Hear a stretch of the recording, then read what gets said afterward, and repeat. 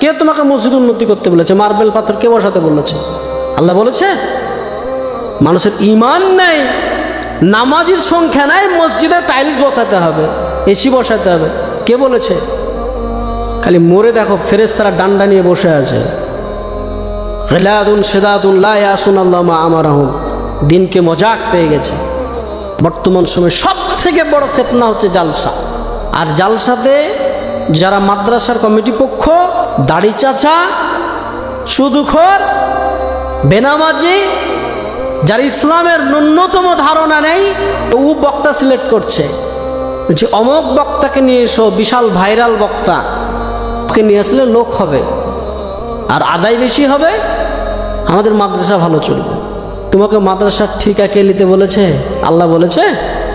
আজকে মাদ্রাসাগুলোকে ভিক্ষার জায়গা। কোন শিক্ষিত সমাজ, মাস্টার, ডাক্তার, ইঞ্জিনিয়ার, প্রফেসর বা যাদের একটু জ্ঞান আছে, তারা মাদ্রাসাকে ভালো চোখে দেখেন না কেন?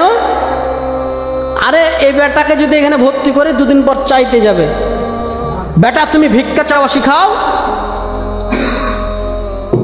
মাদ্রাসাতে এই যে জালসা সিজন, এখন ছোট ছোট বাচ্চাগুলোকে 1 মাস আগে থেকে তো ক্লাস নাই, বাড়ি বাড়ি চাল চাইতে পাঠাচ্ছে, যাও জালসা হবে, খানা হবে। তাই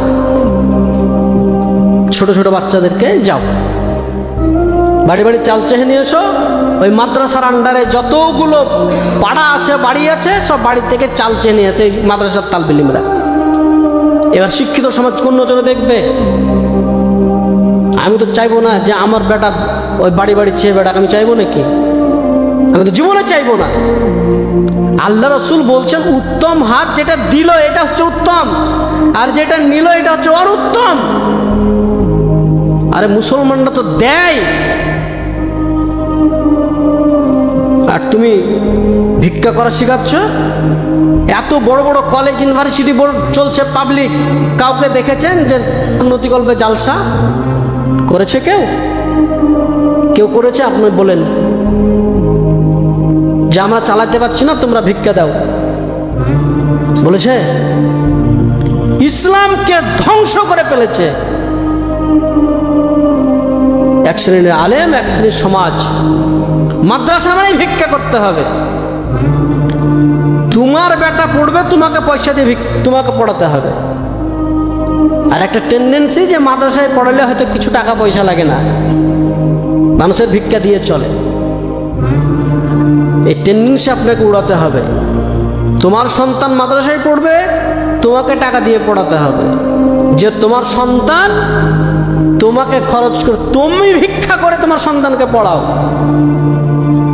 তোমার সন্তানের জন্য মাদ্রাসার কমিটি আর মাদ্রাসার আলেমরা কেন চেক নিয়ে বেড়াবে? দাও, একটা দোকানে গেছে মৌলভী সাহেব, চেক নিয়ে বলছে আমাদের মাদ্রাসাতে দেন। তো ওই দোকানদার বলছে ওইখানে বসেন, ওইখানে বসেন, দিছি। 1 ঘন্টা বসার পরে দিছে 10 টাকা 20 টাকা চেক কেটে দিছে। লজ্জা লাগে না? ভিক্ষা চাইতে গেছো, কার জন্য ভিক্ষা চাইতে গেছো? আজকে সারা বিশ্বে মুসলমানদের অবস্থা আপনি দেখেন। মসজিদের উন্নতি কল্পে জালসা। কে তোমাকে মসজিদ উন্নতি করতে বলেছে? মার্বেল পাথর কে বসাতে বলেছে? আল্লাহ বলেছে?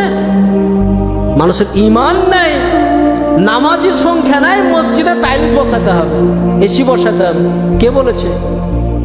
খালি মরে দেখো ফেরেশতারা ডান্ডা নিয়ে বসে আছে। গিলাদুন শিদাদুন লা ইয়াসুনাল্লাহ মা আমারাহুম। দিনকে মজাক পেয়ে গেছে।